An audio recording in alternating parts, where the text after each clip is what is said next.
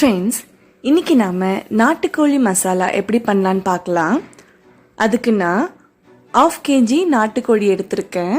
அப்புறம் ஒரு சின்ன துண்டு இஞ்சி, 9 பல்லு பூண்டு, 2 பச்சை மிளகாய், 1/2 மூடி தேங்காய், 2 தக்காளி, 2 பெரிய வெங்காயம், ஊற வச்ச பாதாம் ஒரு 6 பீஸு. வெங்காயம் தக்காளி சின்னதாக நறுக்கிக்கோங்க.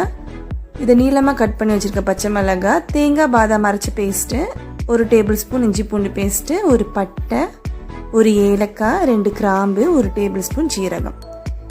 இப்போது ஸ்டவ் ஆன் பண்ணிக்கோங்க. கடாய் சூடானதுக்கப்புறம் ஒரு 5லேருந்து 6 டேபிள் ஸ்பூன் ஆயில் ஊற்றிக்கோங்க. நான்வெஜ் செய்யும்போது ஆயில் கொஞ்சம் முன்னுக்கு இருந்தால் தப்பில்லை. ஓகே, இப்போ எண்ணெய் பொரிஞ்சிருச்சு. இப்போ பட்டை, ஏலக்காய், லவங்கம் எல்லாத்தையுமே ஆட் பண்ணிக்கலாம். 1 டேபிள் ஸ்பூன் ஜீரகத்தையும் ஆட் பண்ணிக்கலாம். எல்லாம் பொரிஞ்சதுக்கப்புறம் கட் பண்ணி வச்சுருக்கிற ஆனியனையும் ஆட் பண்ணிக்கலாம். எல்லாம் இப்படி கலரி விடுங்க. இப்போ கொஞ்சம் வெந்ததுக்கப்புறம் அரைச்சி வச்சுருக்கிற ஜிஞ்சர் கார்லிக் பேஸ்ட்டையும் ஆட் பண்ணிக்கலாம். வெங்காயத்தை சிம்மில் வச்சு வேக விட்டிங்கன்னா நல்ல டேஸ்ட் கொடுக்கும். இப்போ டைம் ஆகிடுச்சுன்னா ஃபாஸ்ட்டில் வச்சு இதே மாதிரி கலர் விட்டுட்டே இருங்க.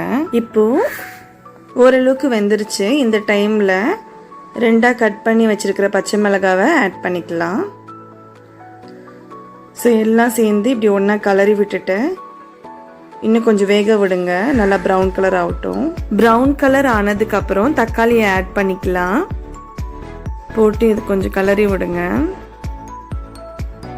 ஸோ நம்ம தக்காளி கூடவே அரைச்சி வச்சிருக்கிற தேங்காய் பாதாம் பேஸ்ட்டையும் ஆட் பண்ணிக்கலாம்.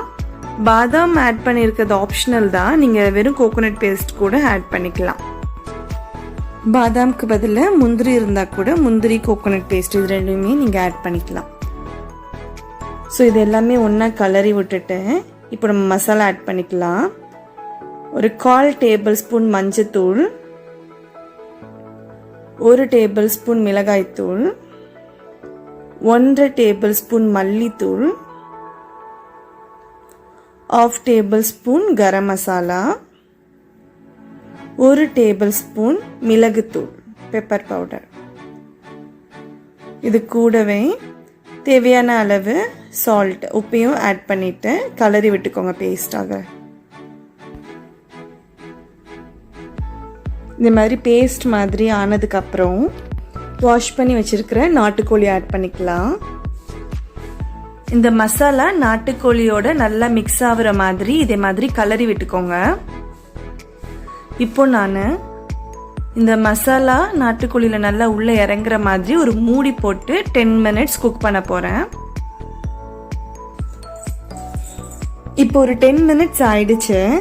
மசாலா எல்லாமே நாட்டுக்கோழியோட இறங்கி சூப்பராக வாசனை வருது. ஸோ எனக்கு நாட்டுக்கோழி இன்னும் கொஞ்சம் குக் ஆகணுன்றதுனால நாம் 1 கிளாஸ் வாட்டர் ஆட் பண்ணிக்கலாம். வாட்டர் வத்துற வரைக்கும் மீடியம் ஃப்ளேமில் வச்சு குக் பண்ணிக்கலாம்.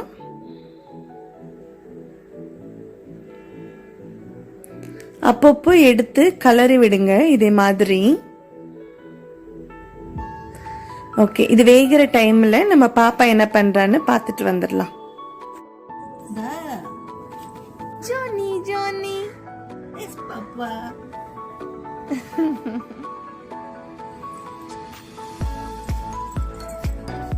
தெரியல, இந்த மியூசிக் போட்டு ஆடுது.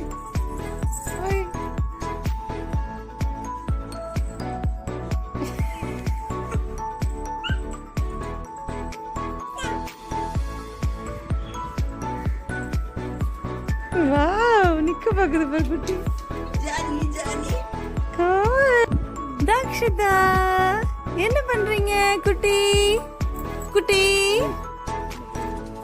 தக்ஷ பாபா, ஏ பாத்து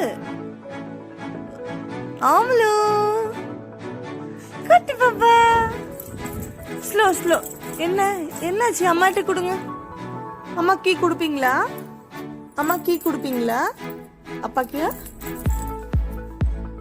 வாயில கூடாது. கொடுங்க கொடுங்க.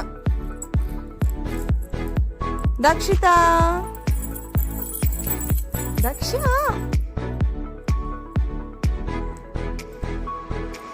பாய் பாய் பாய் பாய். நாட்டுக்கோழி நல்லா குக் ஆயிடுச்சு பாருங்க. தண்ணி எல்லாம் வத்தி நல்லா வெந்துருச்சு பீஸ் எல்லாமே. ஸோ இந்த ஸ்டேஜில் நறுக்கி வச்சிருக்கிற கொத்தமல்லி ஆட் பண்ணிக்கலாம். சளி பிடிச்சிட்டு இருந்தப்போ இதே மாதிரி நீங்கள் நாட்டுக்கோழி பண்ணி கொடுத்தீங்கன்னா இம்மிடியேட்டாக அவங்களுக்கு சரியாயிடும். யாராவது வீக்காக ஃபீல் ஆனால் கூட நீங்கள் இந்த மாதிரி நாட்டுக்கோழி சமைச்சு கொடுத்தீங்கன்னா ஸ்ட்ரென்த் ஆகிடுவாங்க. ஸோ நாட்டுக்கோழிக்கு பார்த்தீங்கன்னா கருவேப்பிலை போட்டால் நல்லாயிருக்கும். ஸோ அதனால் எல்லாம் பண்ணி முடிச்சுட்டு லாஸ்ட்டாக இதே மாதிரி கருவேப்பிலை தூவி விடுவேன் நான். ஸோ இந்த ஃப்ளேவர் வந்து நல்லாயிருக்கும், இந்த வாசனை இதோட சேர்ந்து இருக்கும்போது. ஸோ சின்ன பசங்களுக்கு கூட நீங்கள் நாட்டுக்கோழி கொடுக்கலாம். அது நல்ல வெயிட் கெயின் போடும், அவங்க ஹைட்டுக்கு வெயிட்டுக்கு நல்லா ஹெல்ப்ஃபுல்லாக இருக்கும். ட்ரை பண்ணி பாருங்கள், ரொம்ப சூப்பராக இருக்கும். தேங்க்யூ.